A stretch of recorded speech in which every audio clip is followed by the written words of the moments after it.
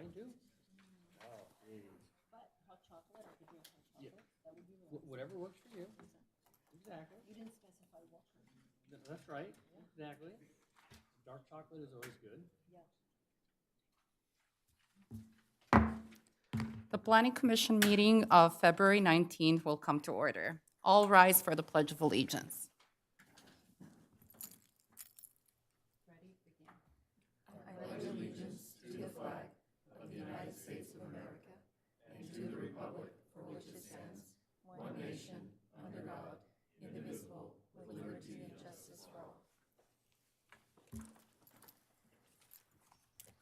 The Secretary will call roll. Commissioner Mann, Here. Commissioner Tolson, Commissioner Rice, Here. Vice Chairperson Kennedy, Here. Chairperson Christman. Here.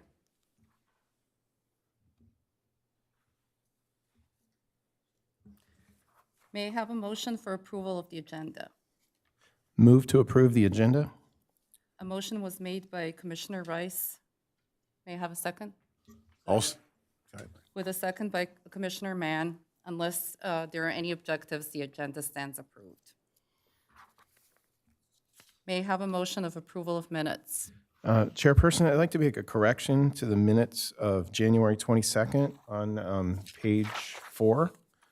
Fifth paragraph down, it says, Commissioner Rice asked if more shifts were added so they could have the same amount of staff. The correction, it should read, Commissioner Tolson asked if more shifts were added, they would have the same amount of staff.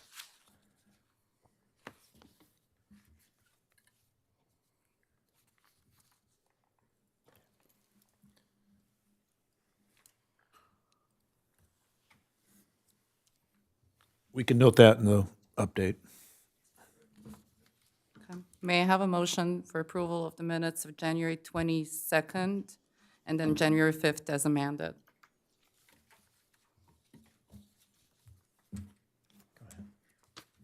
Yeah, to approve? A motion was made by Vice Chair Lee. May I have a second? Second. With a second by Commissioner Mann. Unless there are any other objections, the minutes are approved as amended for January 22nd, not amended, and February 5th amended.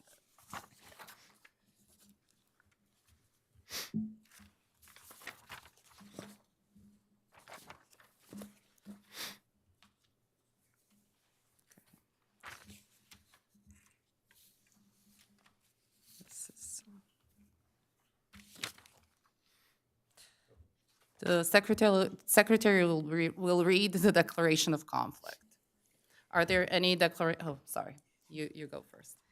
If any member of the Planning Commission may have a conflict of interest or any reason why that member must abstain from consideration of any matter on this agenda, he or she should so declare at this time.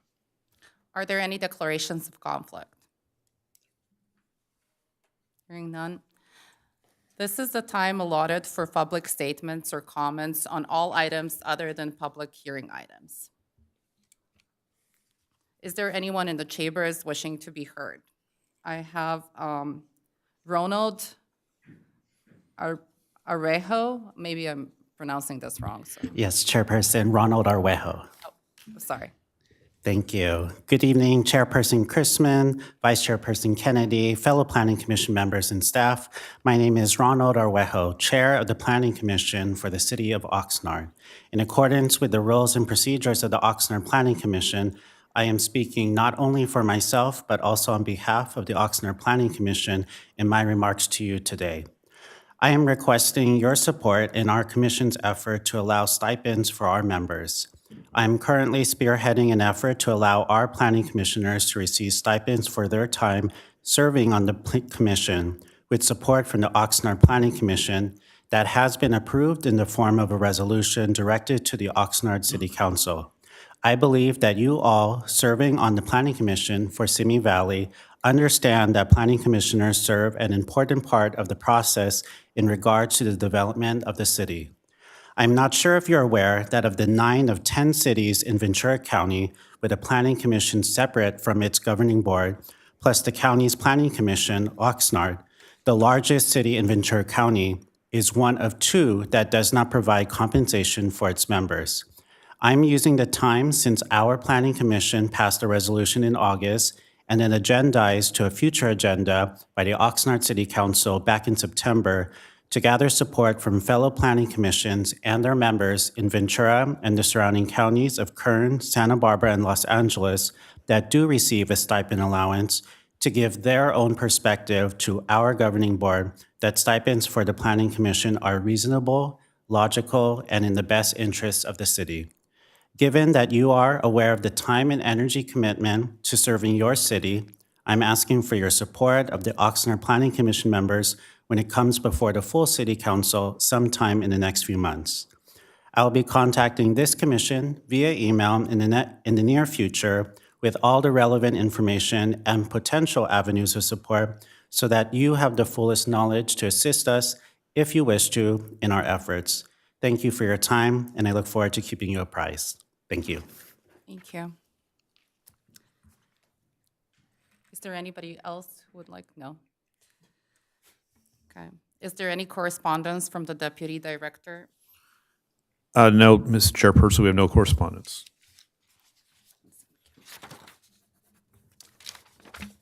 May I have a motion for approval of the consent calendar? Move to approve the consent calendar? Second? I'll second that. A motion was made by Commissioner Rice with a second by Vice Chair Lee.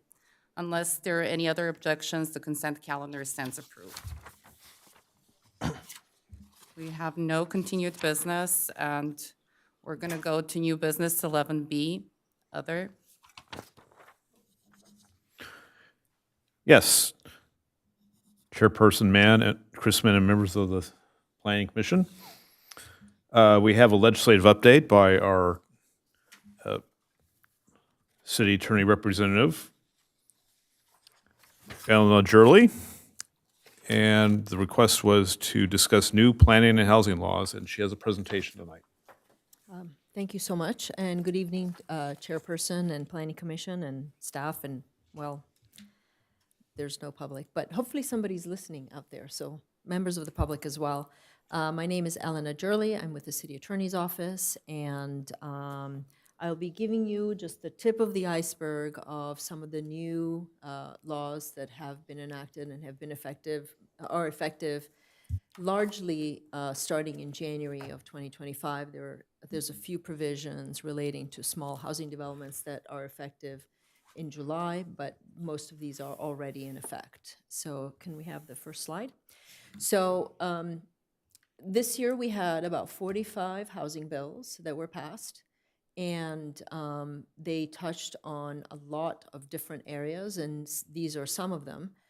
And you know, I think you'll understand as we go through how complicated this all is and what a challenging job it is really for staff to deal with this, because you know, every year the law changes significantly. You know, it used to be that it would change a little bit every year and then we would just make adjustments, and now there are just these big changes from year to year.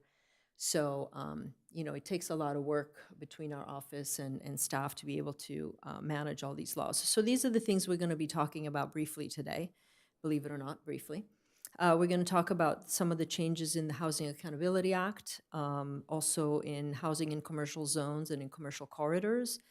We're going to talk about some of the changes to the SB 9 two-unit developments and urban lot splits laws, some of the changes that relate to SB 684, which regulates the small housing developments or subdivisions of 10 or fewer units. We're going to talk about accessory dwelling units and junior accessory dwelling units, commonly known as ADUs and JADUs. We're going to talk very briefly about a small change in density bonus law, a little bit about fees and exactions, some changes coming up in housing element, conservation element, and the safety element, permits and entitlements. Thrifts, retail stores is not housing per se, but still relevant to planners, as well as warehouses.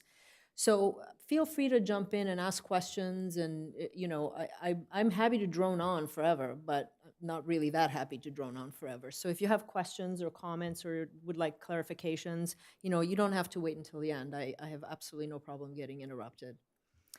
Next slide, please. All right, before we start, I just wanted to give you a quick sort of thumbnail sketch of some of the, not some of them, these are the ministerial housing developments, or the housing developments that have to be approved ministerially, provided that the parcels and the projects meet the criteria laid out in state law. And there seem to be new ones every year, so I thought I would just give you a quick slide to show you what we have right now that we're dealing with. And one is SB 35, which has been in the law for a while, and these are multifamily affordable housing developments of 2 or more units, and these go in multifamily zones. The other one is SB 9, which is also known as the housing developments of no more than 2 units on single-family zone lots.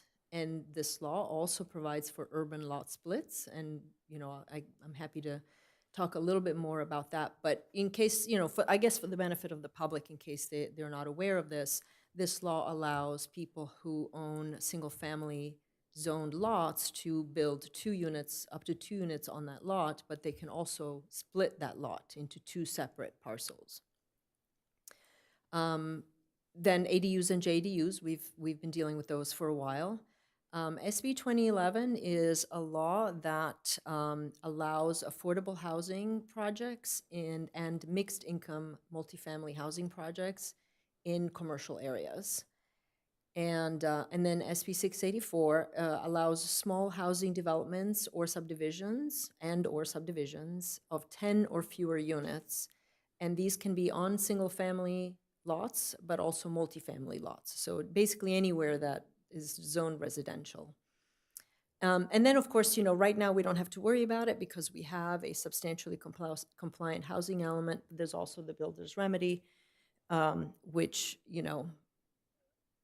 requires that housing development is approved basically as proposed, with some minor exceptions when a jurisdiction does not have a substantially compliant housing element. We don't have to worry about that right now, thankfully. So are there any questions about any of these? Okay, all right, next slide, please. All right, so we'll start with AB 1893. This changed the Housing Accountability Act. And the Housing Accountability Act is codified as Government Code 65589.5. I'm not going to throw a whole bunch of citations at you, but if you would like me to fill this in with citations later so you can look at these yourselves, I'm more than happy to do that.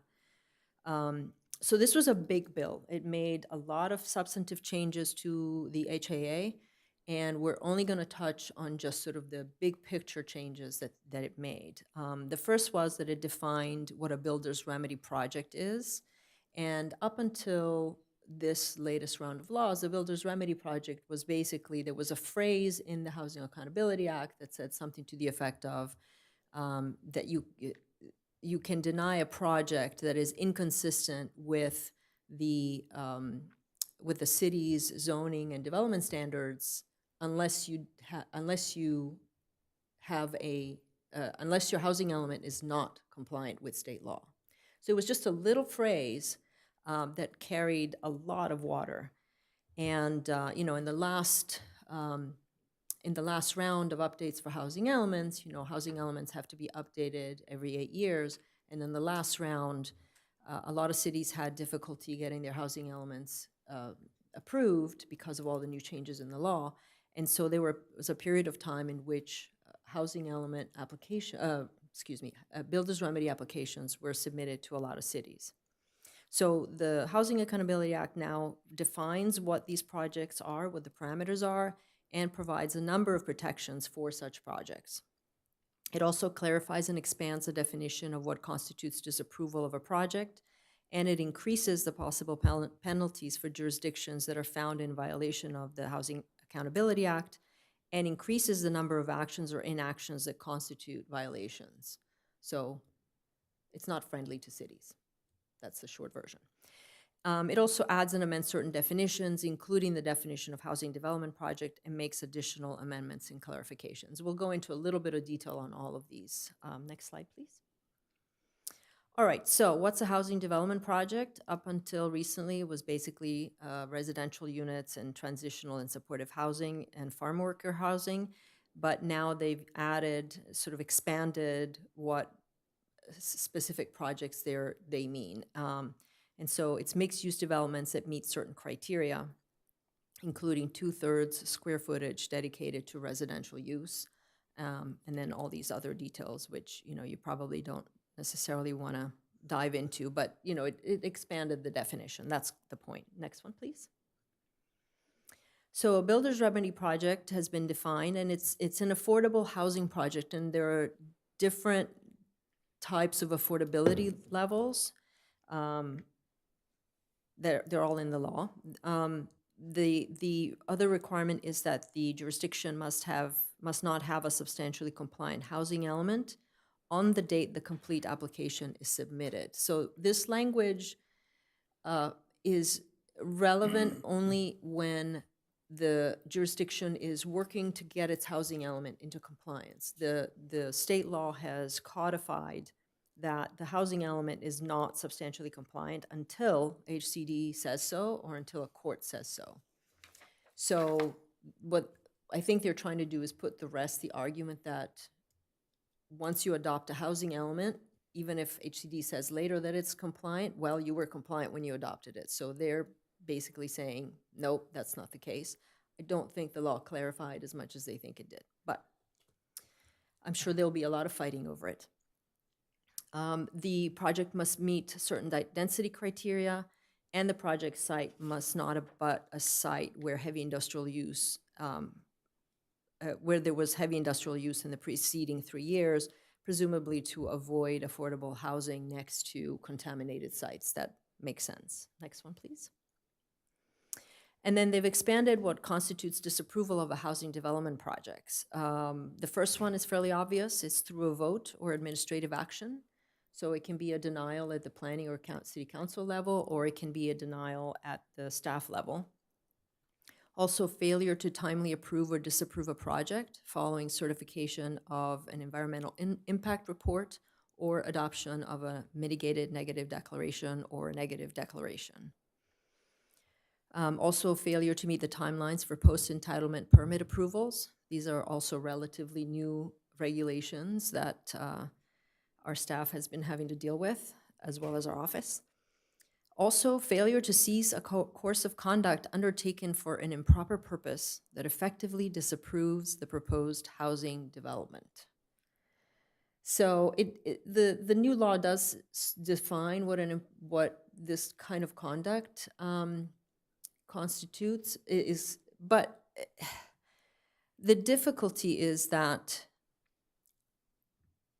so the developer does have to provide notice of the challenged course of conduct, and the city has 90 days to respond. And the city can either correct the course of conduct or make certain findings and take their chances. But, obviously, as you can see, the purpose of this was to prevent cities from making up excuses to deny projects that they really couldn't deny. And so they put this in there specifically to punish cities that try to delay projects in the view of HCD unnecessarily.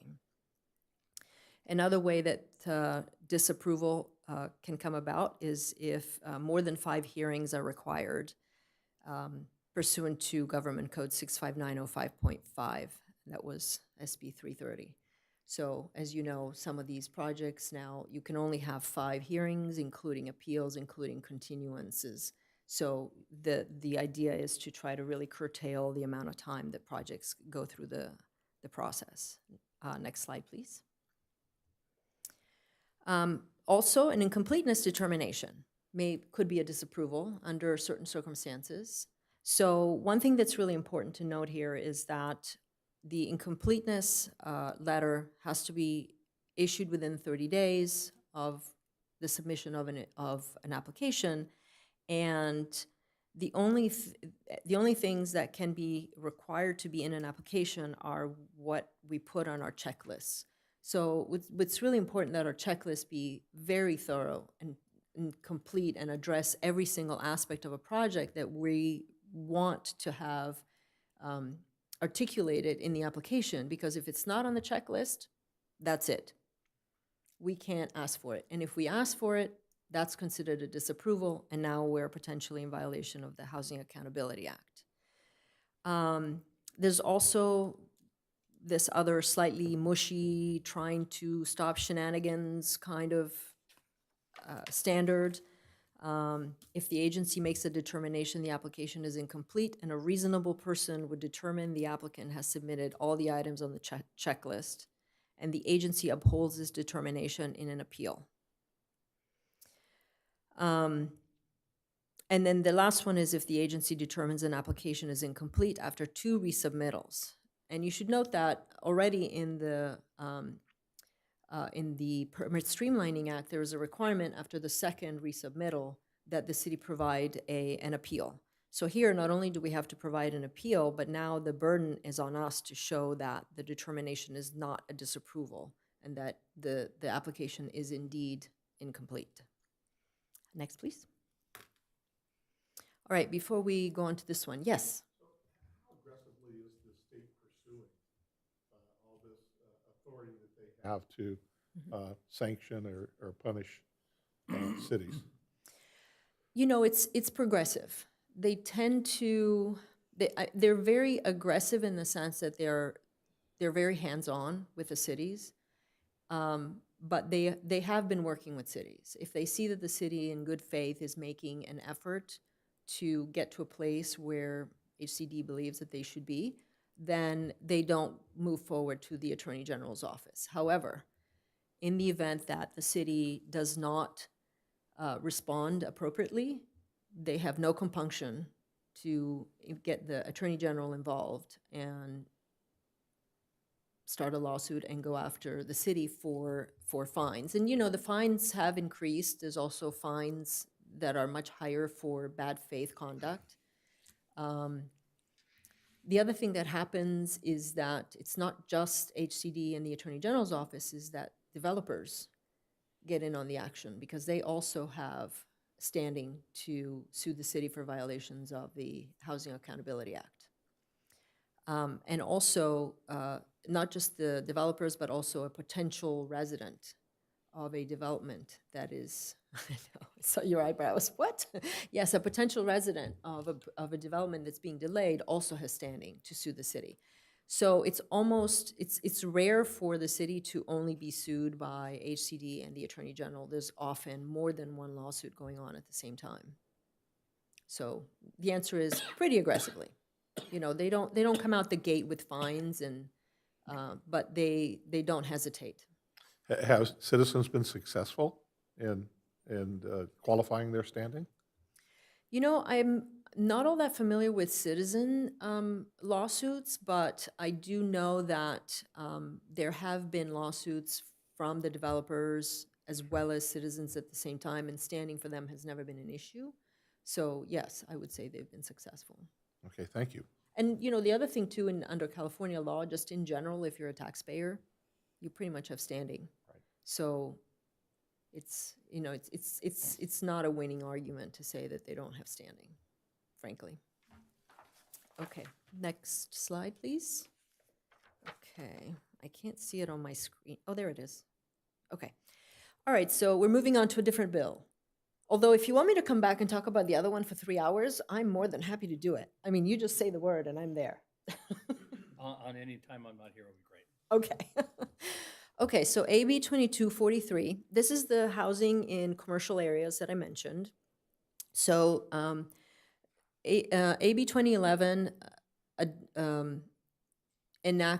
added some sections to the government code that allows affordable housing developments in commercial zones and mixed income housing developments along commercial corridors, both of which have affordability requirements. And these, if they meet the criteria, have to be permitted ministerially. So this measure extends the by right housing developments in commercial areas on parcels up to 20 acres to the following. So that was the criteria. You can put these developments on parcels up to 20 acres. So what they've now added is you can also put them on a site of a regional mall, which is defined in the government code, up to 100 acres, on sites that are located 500 feet from a freeway, as long as they meet specific air filtration requirements, and sites within existing high-rise districts, not along a commercial corridor. It also clarifies that the affordability requirements are only with respect to the base units. As you know, there's density bonus law, right? So if a project has a certain affordability component, then pursuant to the density bonus law, they can have additional units, concessions and waivers, et cetera. So the way that the affordability is counted is on the base unit. So if the project has, say, 100 units and 20% are affordable, and then they get another 20 units, I'm just making up the numbers here, from density bonus law, they do not have to have 20% of the additional units be affordable. It's just the 20% of the original 100 units. And finally, the measure sets new timelines for local agencies to determine if a proposed project meets objective planning standards, and they're pretty tight. So up to 150 units, 60 days, and 90 days for more than 150 units, and then only 30 days to review a resubmittal. So it's pretty tight. Next slide, please.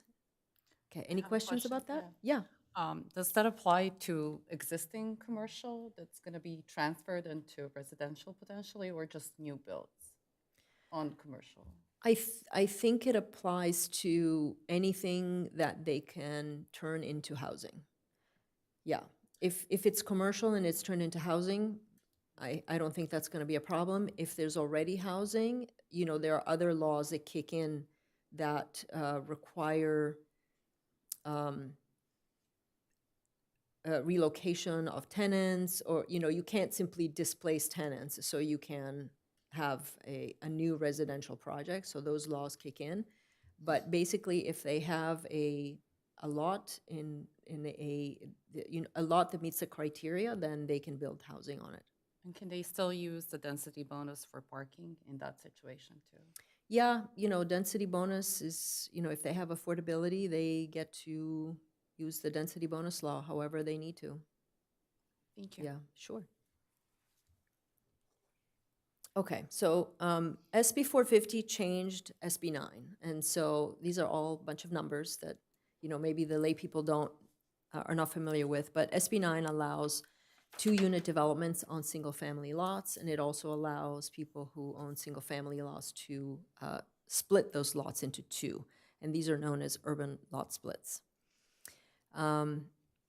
So what this law did, what SB 450 did, was they added findings that connect SB 9 to housing affordability, and this was as a result of a lawsuit that some charter cities brought against the state, and what they said was, you cannot stop us from requiring affordability, or you can't make us require affordability because there is no link between the law and affordability. And so the legislature wrote in the link. And here we are. There used to be a requirement that you could only approve a housing development under this law if at the most you would be tearing down 25% of existing structural walls of the existing house, if there was an existing house. That's been taken out. So now they can demolish the house that's there and rebuild it or add a new unit, whatever they want. The other thing that is key is that now this law prohibits imposing objective zoning, subdivision, and design standards that do not apply uniformly to developments within the underlying zone.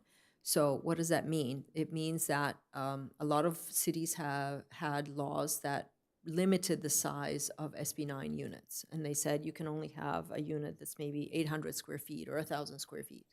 You can't do that anymore. So if If the single-family homes are maximum 3,000 square feet, SB 9 units are maximum 3,000 square feet. Yeah, I mean, assuming the law allows, right? But yes, so you can't distinguish them from, I know. It's a big change. So, like I said, tip of the iceberg. Okay, any questions about that one? Just shaking heads. Yeah, I get that. Next slide, please.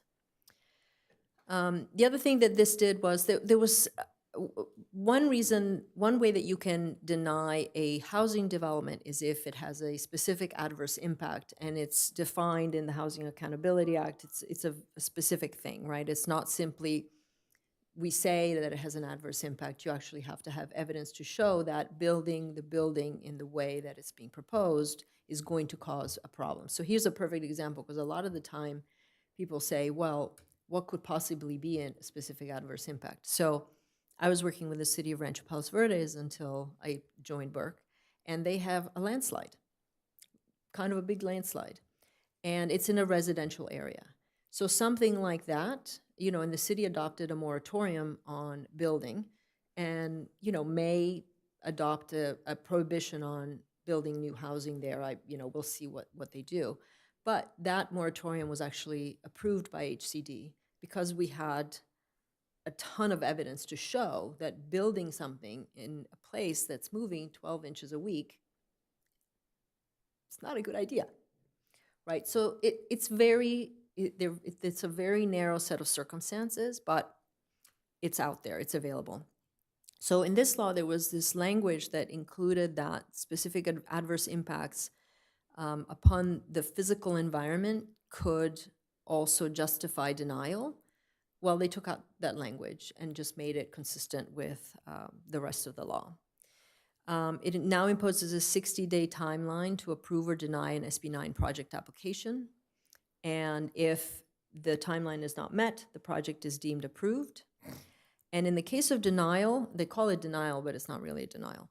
A full set of comments have to be provided with a list of items that are defective and how the application can be remedied. That's not really a denial. That's basically, here's how you fix it. And you just keep going back until you fix it, right? But they call it denial. And then for urban lot splits, it added language that limits the imposition of objective standards to those that are related to the design or improvement of a parcel. And this is in the Subdivision Map Act. Any questions about that? Okay, next slide, please. All right, small housing developments or subdivisions of 10 or fewer units. So this bill amended that law, and the Small Housing Developments Law was enacted effective July of last year, yes. Ugh. And the changes to this law are effective July of this year. So the bill now requires local agencies to ministerially approve the subdivision of a parcel map for up to 10 housing units and to allow the ministerial approval of any housing units on the site as follows. So it used to be that you could only do it on a multifamily site of up to 5 acres.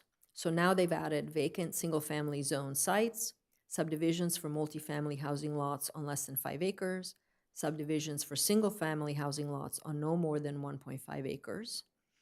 The law requires that the subdivided parcels on single-family sites can be no smaller than 1,200 square feet, and allows housing units on a lot subject to ministerial approval to be held in tenancy in common. I'm not sure why they felt that was important to put in there, but it's in there. So they basically expanded the scope of these ministerial provisions. Do you want me to go back a slide? You were still reading? Yeah, please. Could you go back a slide, please? No, they're good. Okay. Okay, thank you. Okay. All right. Any questions about this? No? No? Okay. Next slide, please. So they've also added that the developments may be limited to no less than the height allowed pursuant to the existing zoning designation applicable to the lot. In other words, they can be as tall as any other development in that area. And also, it requires that the proposed development on a site that is not on the housing elements site inventory have a specific minimum density.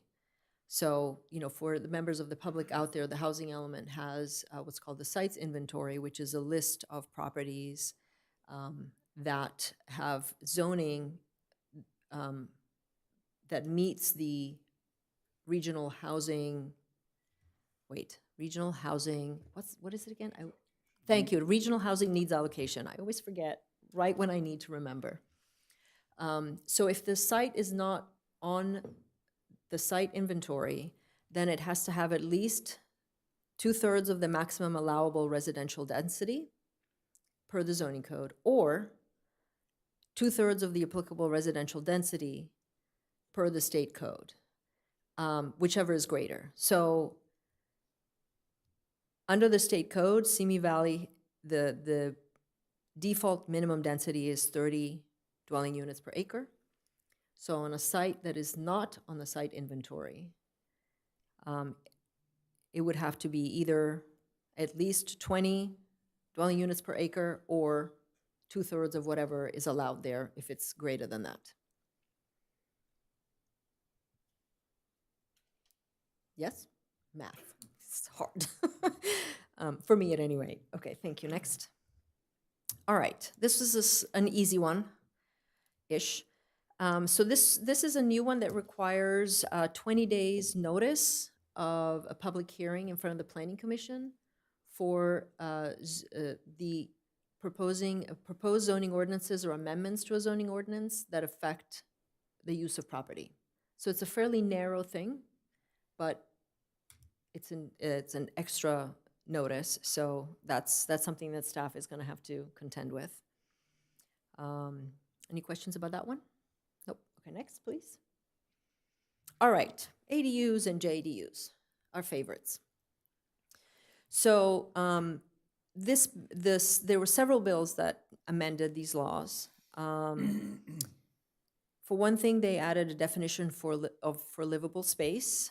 They specified that in addition to garages and carports and covered parkings that do not have to be replaced when there is a conversion or construction of an ADU, they added that uncovered parking does not need to be replaced. So for state exemption ADUs, are, in the state law, there is a section that provides that if an ADU or a JDU meets certain requirements, meets certain criteria, they must be approved. That's it. And we can't add anything to them. We can't require them to have anything else. And they've now increased the number of these state exemption ADUs that can be placed on existing multifamily dwelling units. And now you can have up to 8 as long as they don't exceed the number of existing units. So if you have a 4-plex, you could have 4 ADUs. If you have a 15 or 20 unit development, then you can have up to 8. And this is for an existing multifamily. With a proposed multifamily, then no more than 2 detached ADUs. I don't know why it's confusing, but there you go. It might be because now densities are so much higher, so they don't feel that they need to include so many ADUs. In addition, for state exemption ADUs, they've added clarifying language that a local agency may not impose any objective development or design standards that are not authorized by the government code, which is, I already said that, but anyway. And also, owners can now legalize unpermitted JDUs in addition to ADUs. This was not part of the code. Up until this year, you could legalize an unpermitted ADU that had been built prior to 2018. Now you can legalize both JDUs and ADUs that were built prior to January 1, 2020. Question on that. Yes. Do they go with the requirements or the permits or the building code of when they're trying to make it legal or when it was built? Well, they're going with the requirements of, so the current building Okay, code. Yes, so if you have an unpermitted ADU, then you work with planning and building to bring it into compliance. But you can really only deny a permit for health and safety violations. okay. So, yes, do you have to bring it into compliance? Yes. Can you force them if it's not a health and safety violation? Questionable. Okay. Yeah. Okay, next, please. All right, there's a small change to the density bonus laws. This bill allows residential care facilities for the elderly to qualify as a senior citizen housing development project under density bonus law.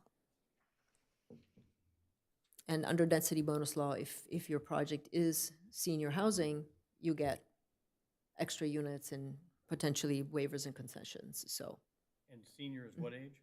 55 and older. Great, I'm a senior. Yeah, tell me about it. Jeez. Okay, next, please. Okay. We had a few bills that address fees.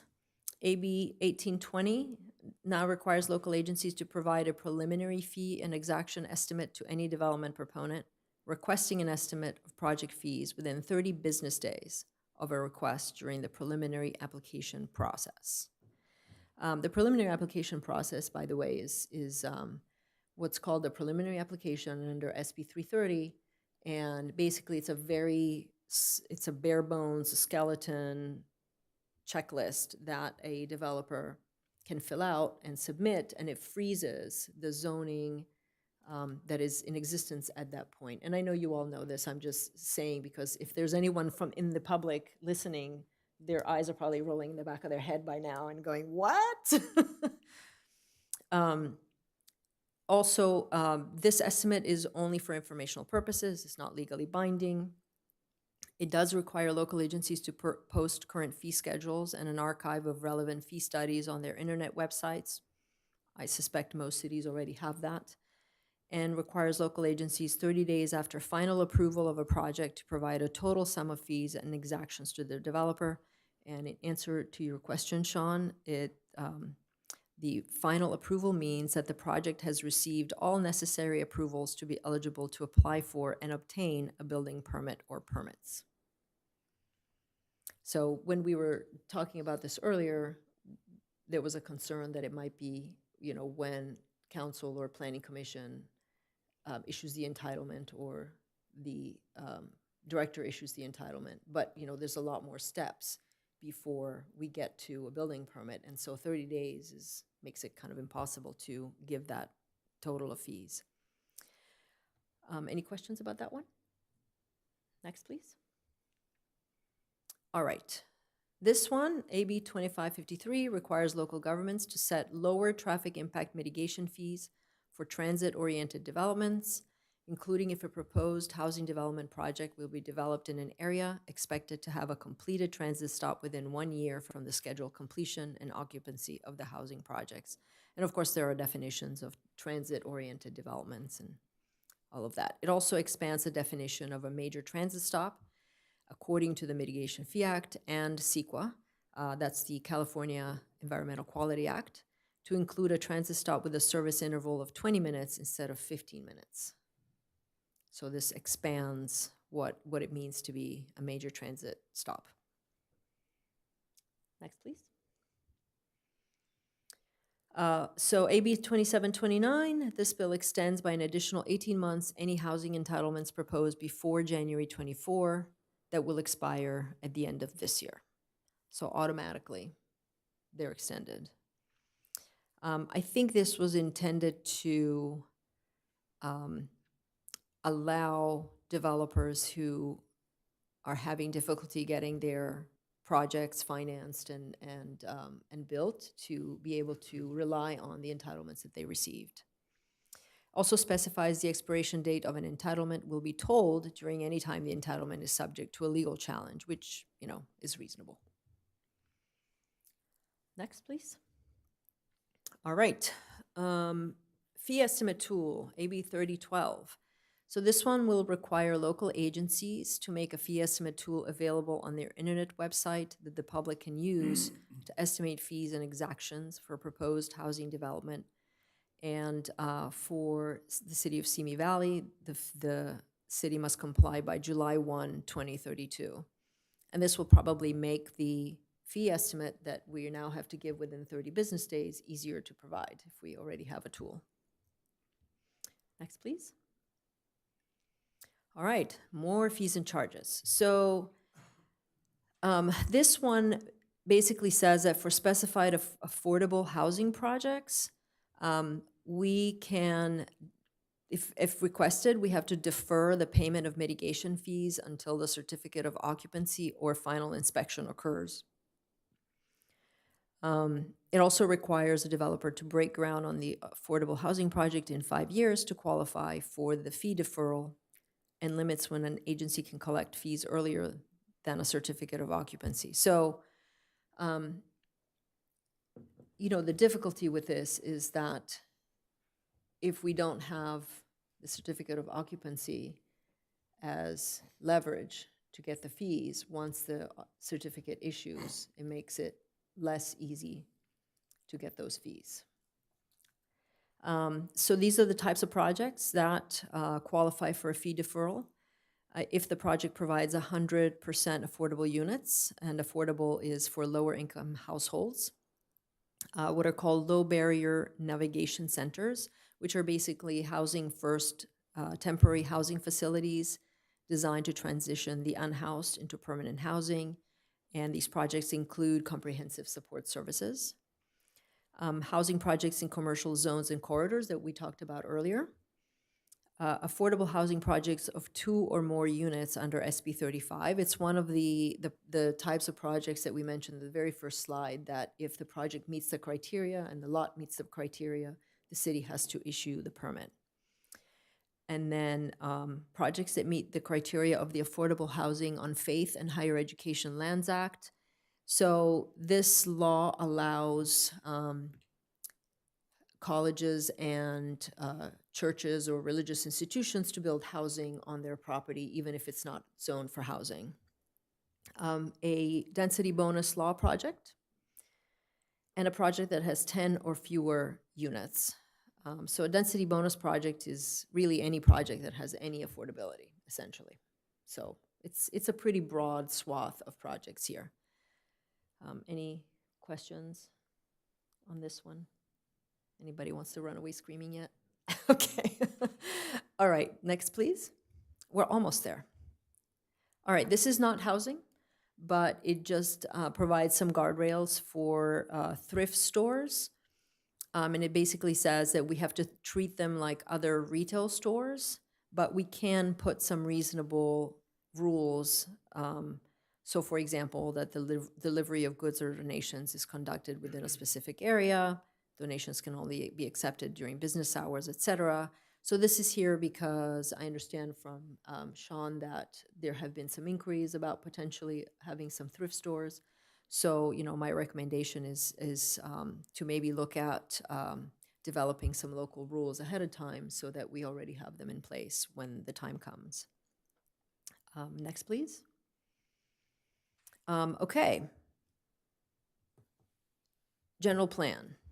So AB 3093 requires local governments to account for the housing needs of people experiencing homelessness in their housing elements by adding 2 new income categories to the regional housing needs assessment for the 7th cycle. So this is for the next housing element starting in 29.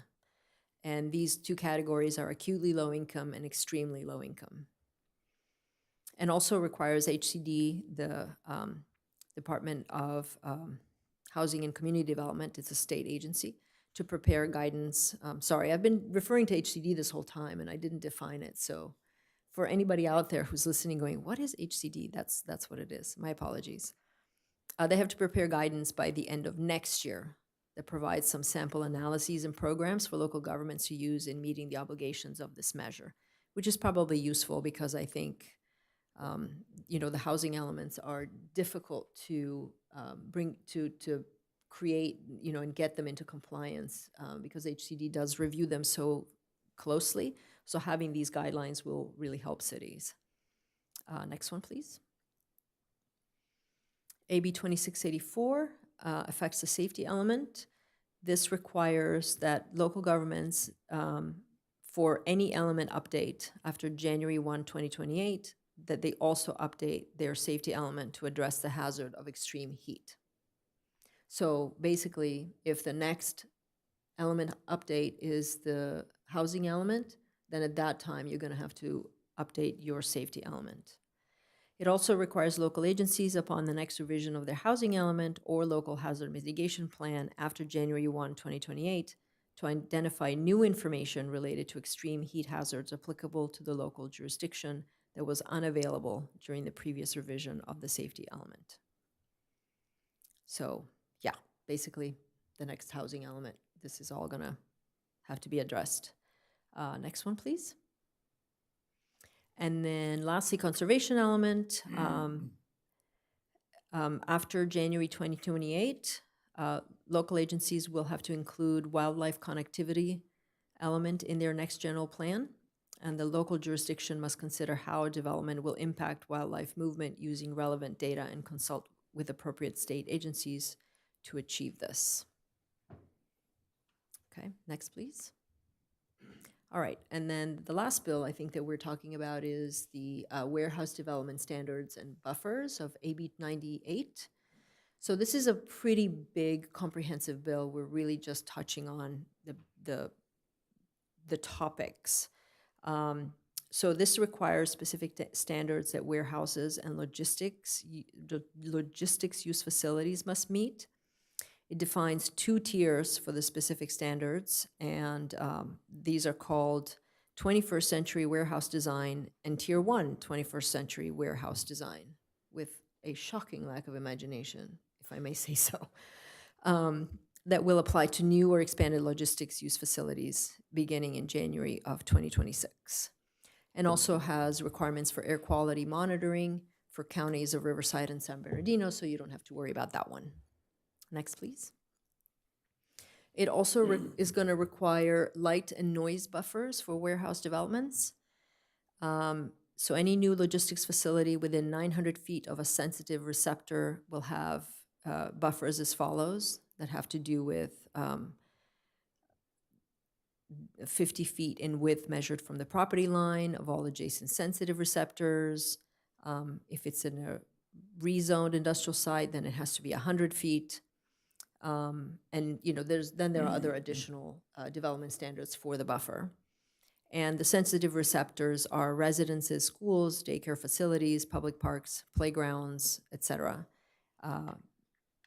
So playgrounds, daycares, et cetera, primarily used by children, nursing homes, or similar live-in housing, and hospitals. Next, please. And finally, it's going to require a circulation element update on or before January 28. A city shall update its circulation element to include truck routes. Okay, and that's it.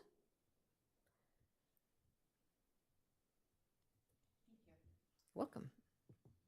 Can we get a copy of this? Absolutely. Yeah, Yes, that's and what I did you wanted to want me to include the government code citations in there for you? That would be fantastic. Okay, I will send you an updated copy with all of that. So my line is, item 11B is open for comments from the commission. This is that item. I just want to say thank you very much for that presentation. That was very helpful. Oh, you're welcome. And like I said, if you want me to come back and talk about Housing Accountability Act for several hours. That would be one. No, I'm just kidding. I think the city council would appreciate that. Oh, that's a good idea. I think that's, yes. But if we have more questions, we can. Absolutely. I will make sure to give you my card at the end of the meeting, and please feel free to reach out. Thank you. I have a feeling Pacific Palisades will never look the same. No, I don't think it will. It's going to be quite a fight, I think. Same with Yeah. Altadena. I mean, Yeah. it's going to change the landscape immensely, unfortunately. Well, I think it's going to change everyone's landscape, including ours. I mean, in the long run, I mean, because of the way it's going to change there, will change us too. We're going to learn from them, and We're on a slower roll. yes. Yeah, has a massive impact. Right now. Yeah, thank you so much. Any more questions or comments? Thank you. Does staff have anything to report? No items from staff. For planning, for mobile home rent mediation board? Oh, planning commission, do any commissioners have anything to report? I didn't even want to ask you because we never have anything to report. Mobile home rent mediation board, does staff have anything to report? No items. Tree advisory board, does staff have anything to report? No items tonight. This concludes the meeting of February 19th. The next scheduled meeting will be March 5th? March 12th. The meeting is adjourned.